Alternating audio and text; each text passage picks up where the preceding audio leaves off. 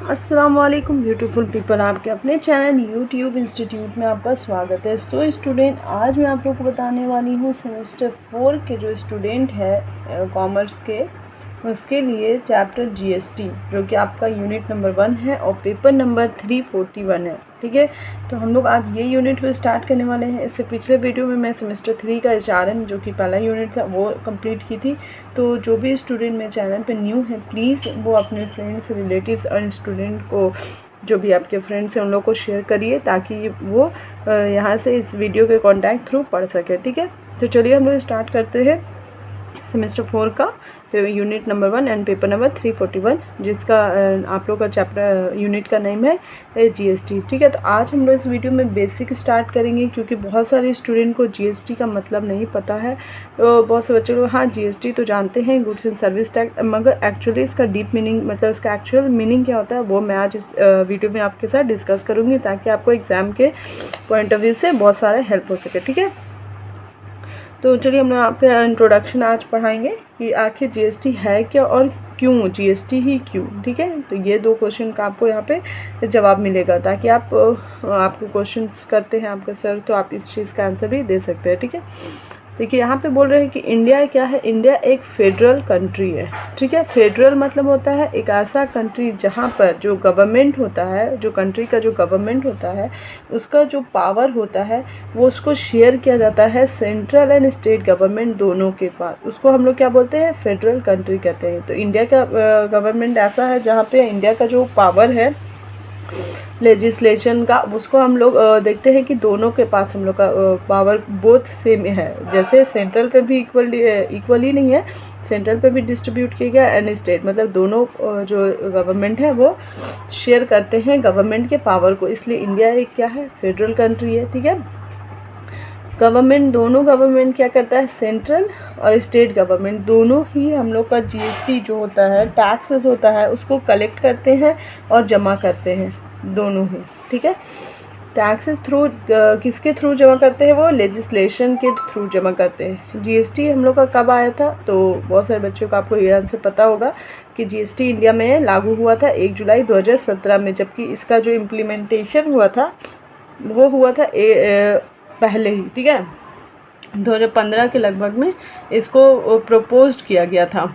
उसके बाद आपको पता है प्रपोज्ड का जो ईयर रहता है वो इम्प्लीमेंटेशन या इंट्रोड्यूस से पहले का होता है, क्योंकि पहले हम लोग उसको राज्यसभा में प्रपोज्ड कराते हैं, फिर वहाँ से वो जब अप्रूवल हो जाता है उसके बाद उसको कोई भी कंट्री में इम्प्लीमेंट कराया जाता है। इसलिए 2 डेट होता है, उसमें कंफ्यूजन नहीं करना है। इम्प्लीमेंट का डेट बाद में होगा। आपको एक ट्रिक बता रही हूँ, जब भी प्रपोज्ड का डेट है वो 1 साल या 2 साल पहले का होता है, कोई चीज़ का भी। ठीक है,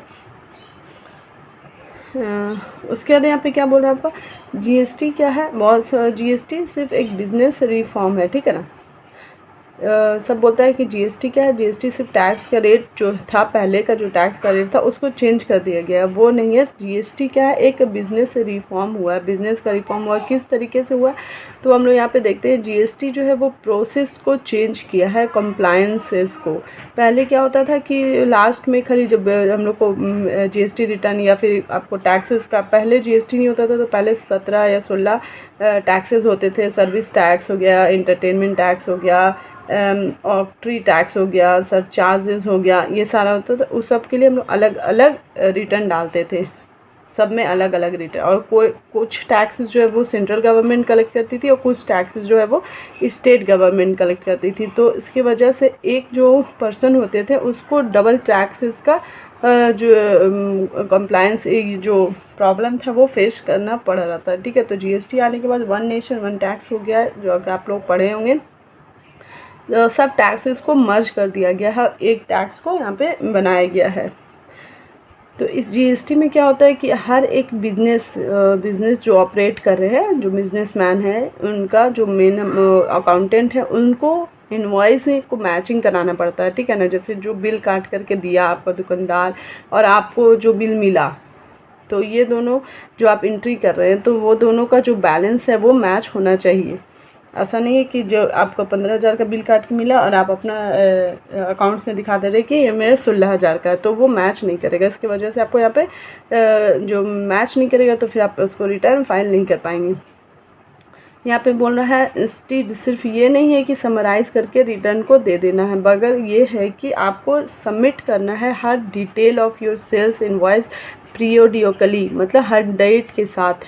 जैसे इतना डेट को आपको इतना पैसा खर्चा हुआ, इतना डेट को आपके पास इतना पैसा आया, तो ये जो सारा इनवॉइसेस है उसको आपको अकाउंट्स के साथ मैच करवाना है based on the criteria of filing return, either monthly या फिर क्वार्टरली। रिटर्न जो है वो दो तरीके का होता है, एक मंथली हो गया जो कि आपका रेगुलर डीलर होते हैं वो लोग मंथली रिटर्न फाइल करते हैं, और जो कि QRMP होते हैं क्वार्टरली रिटर्न, मंथली पेमेंट वाले वो लोग क्वार्टरली रिटर्न पेमेंट रिटर्न को डालते हैं। तो इसकी वजह से ये क्या हुआ कि हर एक बिजनेस जो है वो डिजिटाइज हो गया, ठीक है, एंड उस अपना बुक कीपिंग को मेंटेन करके रखने लगा। पहले बुक जो होता था अकाउंट्स बुक, वो बुक मेंटेन होकर नहीं रहता था, पहले ऐसे ही सब लोग बिल काट के दे देता था। अभी देखिए आप जाके दवा भी खरीदते हैं तो आपको एक रिसिप्ट मिलता है, इनवॉइस मिलता है, ठीक है ना, तो वो सारे इनवॉइस को वो लोग रखते हैं, और जब रिटर्न जमा करते हैं तो उसमें वो मैच कराने के लिए हेल्पफुल होता है, और आपको इससे एक्यूरेट होता है, इससे फ्रॉड भी नहीं होता है। तो बहुत सारे फ़ायदे भी हैं GST का। तो आपको यह समझ में आया कि GST आखिर है क्या। अब GST ही क्यों, बहुत सारे बच्चे पूछते हैं कि आखिर GST ही क्यों। तो GST क्या है, ये दो तरह का टैक्स होता है, आप लोग पढ़े होंगे, उतना दिन से पढ़ते आ रहे 11, 12, 1, 2, 3 में कि दो तरह GST क्या है, एक इनडायरेक्ट टैक्सेशन सिस्टम है, जबकि हम लोग का इनकम टैक्स क्या है जो कि डायरेक्ट टैक्स है। इनडायरेक्ट और डायरेक्ट टैक्स में क्या डिफरेंस है। डायरेक्ट टैक्स ये वो टैक्स होता है जो कि हम लोग डायरेक्टली पे करते हैं अपने इनकम के, जो आपका मंथली इनकम होता है उस पे से आपका जो कटता है उसको हम लोग क्या कहते हैं, डायरेक्ट टैक्स। और इनडायरेक्ट टैक्स क्या हो गया, और डायरेक्ट टैक्स आप जब कोई भी एलिजिबल होते हैं, काम करते हैं, तभी आपको पे करना पड़ता है, जबकि इनडायरेक्ट टैक्स क्या होता है, आप काम कर रहे हैं नहीं कर रहे हैं उससे उसको मतलब नहीं, आपको पे करना पड़ता है। जैसे कि आप एक 5 रुपये वाला बिस्किट खरीद लें, या फिर दूध खरीद लें, या फिर आप कुछ भी खरीद लें, चॉकलेट भी खरीद लें, तो उसमें आपको GST पे करना पड़ता है, जो कि 5% होता है। तो आपको GST पे करना पड़ता है, वो इनडायरेक्ट टैक्सेशन हो गया। यहाँ पे बोल रहा है इन एफिशिएंसीज एंड लिमिटेशन था, क्या था, पहले जब GST नहीं था तो बहुत सारे मल्टीपल टैक्सेस हुआ करते थे। जैसे कि मैं बताई सेंट्रल गवर्नमेंट टैक्स क्या क्या था, एक एक्सरसाइज ड्यूटी था, सर्विस टैक्स था, और भी अदर टैक्सेस था। गवर्नमेंट टैक्स क्या था, वैट था, एंट्री टैक्स था, octroi, luxury tax, entertainment tax, purchase tax. तो जैसे कि यहाँ पे आपको दिया हुआ है एक सर्विस टैक्स, तो जो होटल के जो मैनेजर होते थे वो तो शुरू में पहले आप कस्टमर से चार्ज करते थे कि आप आए हैं तो यहाँ पे हमको खाना खाएं उसका चार्ज दीजिए। उसके बाद फिर सर्विस टैक्स, दो टैक्स चार्ज करते थे एक कस्टमर से, तो उससे हम लोग को रिलीफ मिला है। मल्टीपल टैक्सेस को हटा करके एक टैक्स बनाया गया। दूसरा आपको फ़ायदा है क्या GST से, मल्टीपल टैक्स रेट्स, बहुत सारे टैक्स रेट्स हुआ करते थे। एक्सरसाइज ड्यूटी का अलग हो गया, एंटरटेनमेंट का अलग हो गया, मतलब हर चीज़ का अलग अलग टैक्स का रेट हुआ करता था। अभी जो है वो हमारा 5 टैक्स रेट हो गया है, 0 2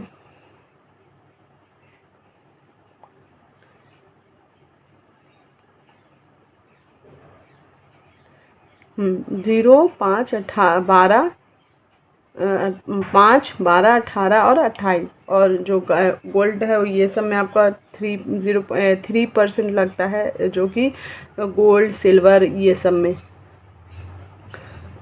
यहाँ पे बोल रहा है मल्टीपल टैक्स रेट हटाया गया, मल्टीपल टैक्स को हटाया गया। तीसरा फ़ायदा ये है कि मल्टीपल पॉइंट्स ऑफ टैक्सेशन हुआ करते थे, जैसे कि ड्यूरिंग मैन्युफैक्चर, जो कि एक सामान जो है, जैसे कि हमारा एक मोबाइल बनाना है, ठीक है, तो मोबाइल बनाने में जो खर्च हुआ वहाँ पे टैक्स लगता था। उसके बाद जो मैन्युफैक्चरर है अब वो बेचेगा, ट्रेड करेगा, तो वो जब बेचता था तो वो अपना 5% का प्रॉफिट देख के ही कोई भी आदमी बेचेगा, तो वो वहाँ पे 5% अपना प्रॉफिट रख लेता था, उसके बाद वो टैक्स लगाता था। ट्रेडर देखा कि वो अपना 5% का प्रॉफिट रखता था, फिर वो टैक्स लगाता था। तो ऐसे करते करते कस्टमर जो थे हमारे कंज्यूमर, उसका आते आते वो मल्टीपल पॉइंट ऑफ टैक्सेशन होता था। इसको मैं अच्छे से डिटेल में समझाऊंगी, क्योंकि आज बेसिक क्लास है इसलिए मैं उतना डीपली नहीं जा रही हूँ, ठीक है ना। आगे वाले वीडियो में मैं इसको अच्छे से समझाऊंगी जब टैक्स का रेट का जब हम एलिमिनेशन करेंगे ना तब बताएंगे। तो यहाँ पे आपको मल्टीपल पॉइंट्स ऑफ टैक्सेशन से फ़ायदा हुआ, मल्टीपल टैक्स रेट था उसको हटाया गया, मल्टीपल टैक्सेस थे उसको हटाया गया। तो ये सारे चीज़ों को हटा करके जीएसटी लाया गया। जीएसटी क्या है? जीएसटी एक अलाउ करता है seamless flow of tax credit and eliminates the cascading effect. ठीक है, जीएसटी क्या है? एक सीमलेस फ्लो है, बिना रुकावट का फ्लो है। किसका? Tax credit. टैक्स क्रेडिट क्या होता है? जो कि हम लोग को पैसा मिलता है। क्या होता है? जैसे कि हम लोग जीएसटी पे करते हैं, आप एक फ्रीज़ खरीदे, ठीक है, उसमें 28% का जीएसटी लगा, आप दिए कस्टमर को, कस्टमर थे आप दिए अपने ट्रेडर को जिससे आप ख़रीद के लाए, ट्रेडर या फिर रिटेलर जिससे भी आप ख़रीदे, उसको आप 28% का जीएसटी पे किए। उसके बाद अगर वो आप अपने बिज़नेस के लिए यूज़ करते हैं, ठीक है, होम के लिए नहीं होता है, बिज़नेस के लिए, तो फिर जो आप 28% का टैक्स पे किए हैं वो जब आप रिटर्न फाइल करेगा तो आपको वो 28% का जो टैक्स है वो रिटर्न हो जाता है। आप उसको माइनस कर सकते हैं अपने लिएबिलिटीज़ के साथ, ठीक है। तो उसको हम लोग क्या कहते हैं? टैक्स क्रेडिट कहते हैं। तो उस चीज़ को यहाँ पे टैक्स जो क्रेडिट मिलता है हम लोग को, उसमें एक भी रुकावट नहीं होता है, आपको ईज़िली मिल जाएगा। और ये क्या करता है? एलिमिनेट करता है, मतलब ख़त्म करता है किसको? कैस्केडिंग इफ़ेक्ट को। कैस्केडिंग इफ़ेक्ट क्या होता है? टैक्स के ऊपर टैक्स लगाना। जैसे मैं अभी आपको प्रोसेस बताई थी कि जैसे मैन्युफैक्चरर है, ठीक है, वो एक मोबाइल बनाया 10 रुपये का, मान के चलिए 10,000 का मोबाइल बनाया, उसमें से वो बोला मेरा 5,000 का 2,000 का वो अपना रख लिया, फ़ायदा किया, 2,000 अपना प्रॉफिट रखा, उसमें जोड़ा 12,000 रुपये, 12,000 पे टैक्स लगा के वो बेच दिया किसको? ट्रेडर को। ट्रेडर गया क्या? 12,000 में ख़रीदा है वो, प्लस अपना 2,000 का प्रॉफिट रखा, 14,000 पे टैक्स लगा के बेच दिया। उसके बाद जो कंज्यूमर ख़रीदेगा तो वो कितना में ख़रीदेगा? वो 14,000 प्लस जीएसटी जो टैक्स रहेगा उतना में ख़रीदेगा। अगर वो डायरेक्ट मैन्युफैक्चरर से लेता तो उसको 2,000 का नुकसान हो रहा है। तो ये जो इफ़ेक्ट है उस चीज़ इफ़ेक्ट को वो कौन ख़त्म किया है? हमारा जीएसटी ख़त्म किया है। In the supply of chain, यहाँ देखें इनडायरेक्ट टैक्सेस में, इन दी सप्लाई चेन में जैसे कि मैन्युफैक्चरर से रिटेलर जाता था और रिटेलर से क्रॉस स्टेट बॉर्डर्स। इसी तरीके से ये जो है हमारा जीएसटी का रोल यहाँ पे आप लोग को समझ में आया। उसके बाद यहाँ पे बोल रहा है कि आखिर क्यों है जीएसटी हम लोग के लिए फ़ायदेमंद, वो आपको यहाँ पे पॉइंट बताया जा रहा है, ठीक है। सिंपल टैक्स स्ट्रक्चर है कि इसका सिंपल टैक्स स्ट्रक्चर है, बच्चे को भी याद हो जाएगा, आपको पता है।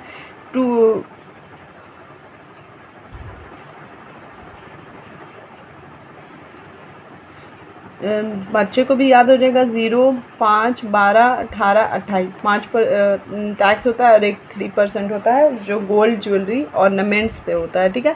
तो यहाँ पे बोल रहा है कि जीएसटी जो है वो रिप्लेस किया है बहुत सारे इनडायरेक्ट टैक्सेस को, जैसे कि मैं आपके ऊपर डील की थी। फर्दर यूनिफॉर्मिटी इन टैक्स रेट, और एक टैक्स रेट में एक यूनिफॉर्मिटी लाया कि मतलब ऐसा सामान जो है, जितना भी कपड़ा है उसके ऊपर इतना का टैक्स लगेगा, जितना भी जूता है, आपको 1,000 से ऊपर का जूता है तो उस पर आपको 5% का लगेगा, 2,000 से ऊपर है तो आपको 12% का टैक्स लगेगा, कपड़ा है तो आपको 18% का टैक्स लगेगा।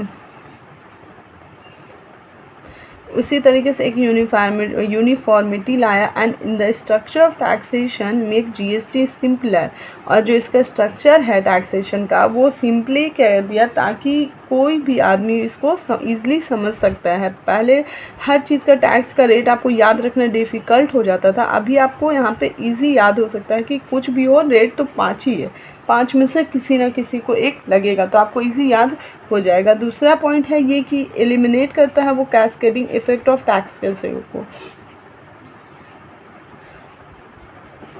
द इनपुट क्रेडिट, जो मैं इनपुट बताई, इनपुट कैसे आपको समझ में आएगा यहाँ पे देखिए। इनपुट क्या होता है, जैसे आप बिजनेसमैन हैं, ठीक है, चलिए आप एक टीचर हैं या फिर आप कुछ भी हैं, तो आप अपने टीचर हैं तो आप एक फ़ैन ख़रीद के लाएं और वो आप अपना घर में ना लगा कर आप अपने ट्यूशन में लगाएं, ठीक है।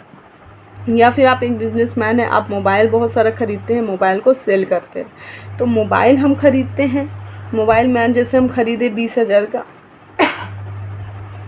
उसमें हम 12% या 28% GST दिए, ठीक है। जैसा मोबाइल का रेट रहेगा, 20,000 का मोबाइल है तो हम 12% या 18% GST दिए, ठीक है। 18% में से 9% हम स्टेट गवर्नमेंट को दिए, 9% हम सेंट्रल गवर्नमेंट को दिए, ठीक है। तो 18% का जो पैसा मेरा एक्स्ट्रा लगा, जैसे कि 20,000 का फ़ोन हुआ और उसमें 18% मेरा GST लग गया, जो टोटल अमाउंट हुआ हम तो उस पे करेंगे पूरा रिटेलर को, जिससे हम मोबाइल ख़रीदे हम उसको पूरा पे कर दें। उसके बाद जब महीना आया, महीना का एंड होने लगा और हम GST का रिटर्न फाइल करने लगे, ठीक है। तो रिटर्न फाइल करने लगे, जो मेरा 18% GST था, जैसे मेरा लिएबिलिटी हो गया, अब गवर्नमेंट को हमको टैक्स पे करना है, तो टैक्स पे करना है। मेरा लिएबिलिटी हो गया, मान लीजिए 20,000 रुपये हमको, या फिर 1,00,000, जैसा आपका इनकम है उसके हिसाब से आपको टैक्स पे करना पड़ता है।